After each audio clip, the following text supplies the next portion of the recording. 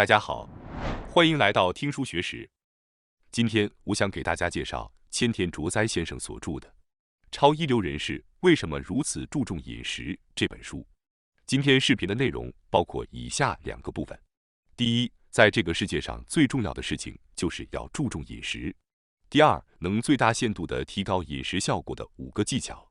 首先是第一部分，在这个世界上最重要的事情就是要注重饮食。如果大家想要实现自己的目标，比如在工作中取得成就，赚取更多的钱，或者实现其他的梦想和抱负，那么有一件事情是非常重要的，那就是要注重饮食。有些人为了变得幸福，过上丰富的生活而付出了很多的努力，他们会努力工作，提升自己的技能等等。然而在这个世界上，存在着比这些更为重要的事情，那就是要彻底注重饮食。无论您多么努力工作，如果忽视了最重要的饮食，那就不能说是真正在努力。比如说，如果因为工作时间很忙，没有时间好好吃饭，只是匆忙地花5分钟吃个三明治或者便利店的便当，那么这样做的人可以说是典型的错误努力的代表。大多数人并未意识到饮食的重要性，尽管在其他方面大家都非常努力，有时候甚至于过度拼搏，然而真正认真对待饮食的人却很少，很少有人在这方面真正下功夫。因此，要比别人更轻松地获得成功的方法其实很简单，那就是注重自己的饮食。事实上，真正顶尖的人士对他们饮食的管理真的令人难以置信。作者千田先生作为管理咨询顾问，与3000多位顶尖人士和企业高管进行了对话。他发现这些顶尖人士在饮食方面都非常讲究，他们深刻理解到自己的工作能力源于健康，而健康又依赖于饮食，因此他们在饮食上非常重视。为了保持健康，这些一流人士不惜花费大量的金钱。他们对健康话题的兴趣甚至超过了管理话题。有些人为了保持健康，每周都乘飞机去会见名医。一流人士承担着比普通人更多的责任，需要做出适当的决策，高效地运转大脑。他们在身体和精神上都需要时刻保持着健康，因此保持健康和均衡的饮食以维持健康状态，能够在任何时候展现出最佳表现是至关重要的。如果你想变得更有活力、更健康，那么就应该吃能让您充满活力和健康的食物。改变饮食可以轻松改变您的人生。对于那些感觉最近生活不顺利、工作没有成效、目标难以实现，或者人生似乎陷入困境的人，作者提出了一个极好的解决方法：冷静下来，改变您的饮食。作者自己也多次经历过人生的低谷，但每次都通过改变饮食度过了难关。他阅读了超过1万本书，其中的很多书都提到了，人是由每天所吃的食物所塑造的。在与众多顶尖人士的对话中，作者确信这一观点是正确的。如果忽视饮食的话，所有的事情都不可能顺利进行，这是显而易见的。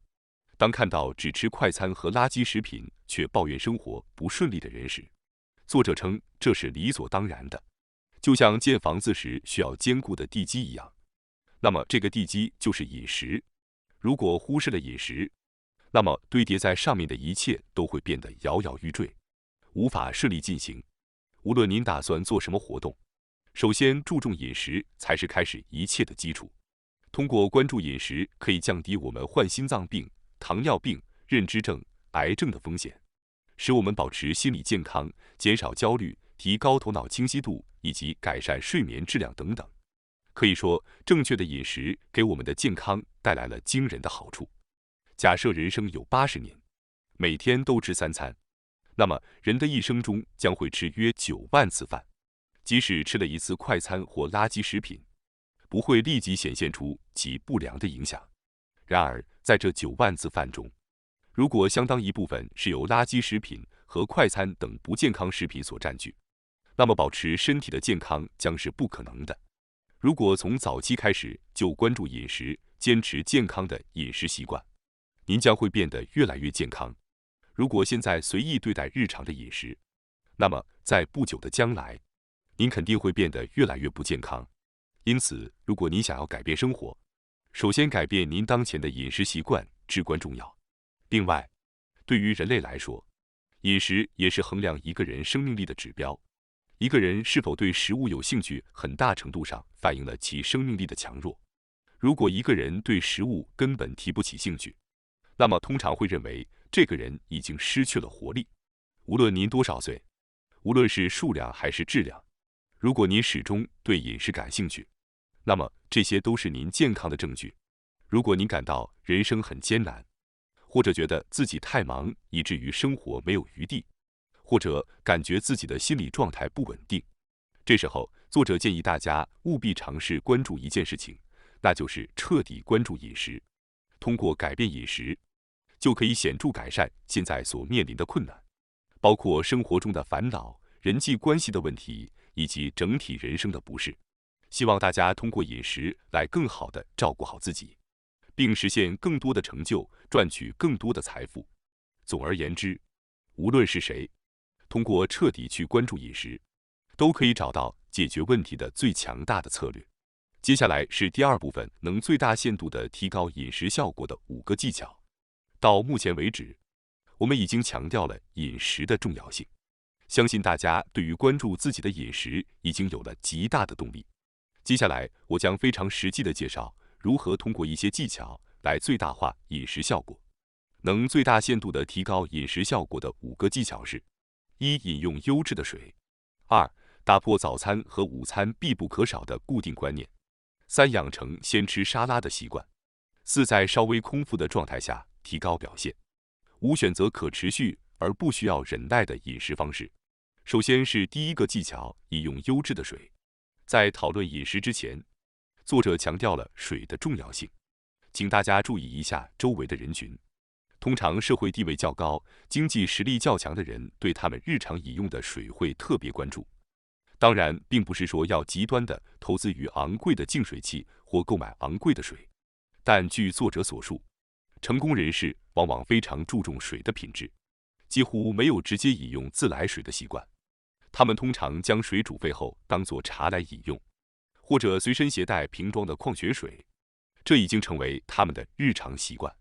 许多高管的办公室里通常会放置一台时尚的饮水机，因此，请大家务必对自己日常饮用的水保持关注，将饮用优质水作为调整饮食的一部分。水对于身体的健康至关重要，我们应该更加重视水的重要性。顺便提一下，关于自来水有各种各样的讨论，自来水中的氯可能会破坏我们肠道的菌群，从而带来负面的影响。因此，如果您非常注重水的质量，直接饮用自来水可能不是一个好的选择。接下来是第二个技巧，打破早餐和午餐必不可少的固定观念。大家是否有人持有着不吃早餐和午餐就不行的固定观念？特别是坚持认为吃早餐是绝对有必要的看法呢？关于吃早餐是否对健康有益或者有害的问题，即使在专家之间也有着激烈的讨论。但对于作者来说，实际上在不吃早餐后，并没有感到过任何不适。相反，他发现，在不吃早餐后可以保证充分的睡眠时间，过着舒适的生活。也就是说，作者通过自己的实际尝试来意识到，不吃早餐对他自己来说是一件好事。起初可能担心不吃早餐会导致上午感到饥饿，无法集中精力工作，但实际上并非如此。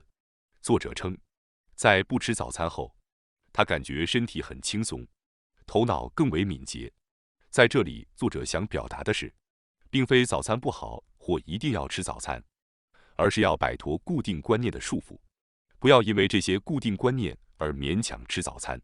重要的是要听从您自己身体的声音，如果真的感到肚子饿了，那就去吃。当没有食欲时，就不要勉强自己。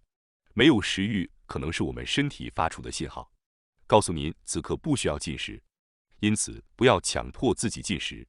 可能经常有人告诉您必须吃早餐，但与其听从那些外界的声音，更重要的是要倾听自己身体的需求。顺便提一下，我自己也不吃早餐。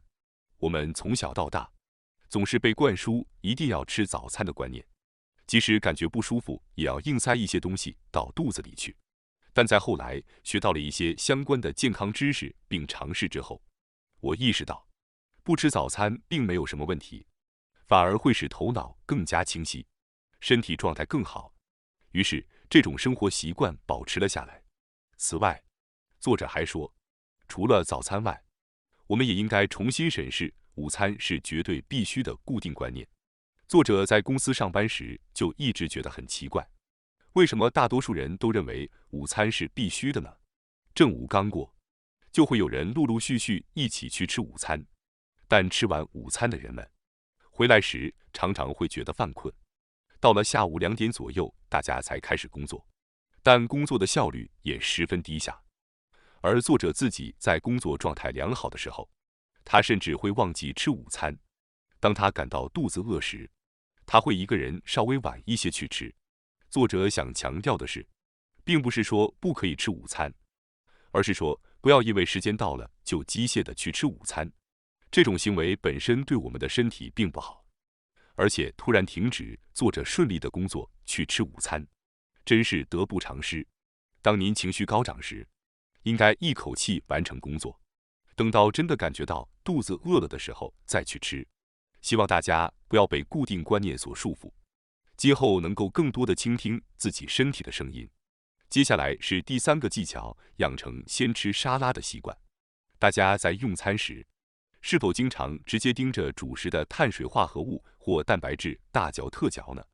有些人可能会误以为沙拉是饭后的小菜，其实，在正规的餐厅里，通常会先上沙拉。作者推荐大家要养成先吃沙拉的习惯。首先，吃沙拉对我们的身体非常好，不管是什么沙拉，如果不好好咀嚼的话，是无法吞咽下去的。所以，我们必须多嚼几口，这样一来就能大大满足我们的食欲。另外，沙拉中富含丰富的食物纤维，可以防止后续摄入的碳水化合物等食物导致的血糖急剧上升。在一些减肥相关的书籍中，都会推荐先吃沙拉的习惯。沙拉有助于我们塑造不易发胖的体质，还能缓解我们饭后的困意。而且沙拉中包含了身体所必需的各种营养素，能够保持良好的营养平衡。本频道的其他视频也推荐过每天吃大份沙拉的习惯。蔬菜和水果是非常健康的食物，可以说是健康食物中的首选。许多人在蔬菜和水果的摄取上可能并不充足，因此如果能养成每顿饭前先吃沙拉的习惯，就能确保每天都能吃到沙拉。在吃东西之前，先确定自己的规则，比如必须先吃沙拉，这样就不会因为吃饱了而觉得不想再吃沙拉了。确保首先吃到应该吃的东西非常重要。作者在吃饭的时候，总是会先吃很多沙拉，然后再开始吃米饭、肉、鱼等。希望大家也能尝试一下这种方法。听到这里，可能有些人会说，我不喜欢吃蔬菜，所以吃不了沙拉。作者建议这样的人努力去发现一下美味的蔬菜。蔬菜非常有利于人体的健康，不管用什么方法，摄入蔬菜都是最明智的选择。如果您实在不喜欢吃蔬菜，那么依赖蔬菜汁等也是重要的手段。最近，蔬菜汁制造商的研究也取得了相当大的进展。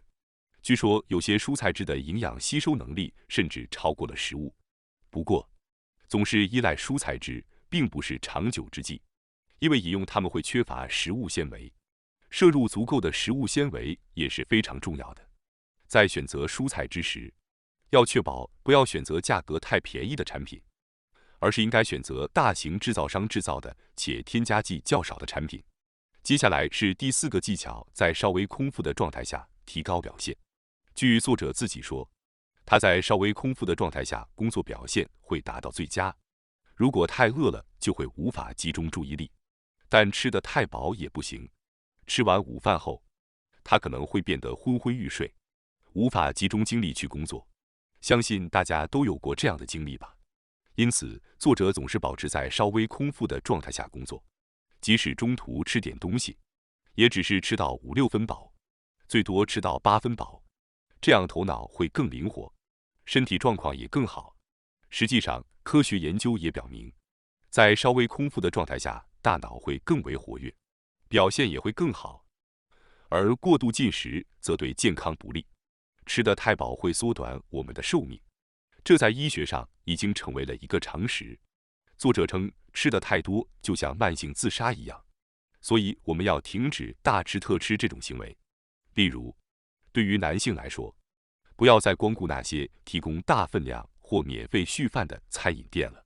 虽然很多人会觉得花一定的钱就能随便吃，真的很划算，但这样的饮食习惯其实是在慢性自杀。因此，首先要养成戒掉大吃特吃的习惯。对于女性来说，重要的是停止在饭后吃甜点的习惯。我相信很多人在饭后都会习惯性的吃甜点，饭后甜点似乎有着另一种胃口，即使我们吃得很饱，也能吃得下。这是因为饱腹中枢已经麻痹了。甜点本质上是碳水化合物的堆积，会转化为脂肪而存储。如果每餐都这样做，后果是我们大家都能想象到的。因此，希望大家能够停止认为饭后吃甜点是理所当然的习惯。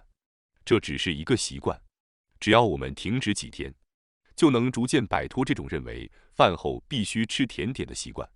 接下来是第5个技巧，选择可持续而不需要忍耐的饮食方式。在当今的时代，各种各样的饮食信息层出不穷，医生、营养指导者之间也会经常意见不一，有些情况下他们的观点甚至会截然相反。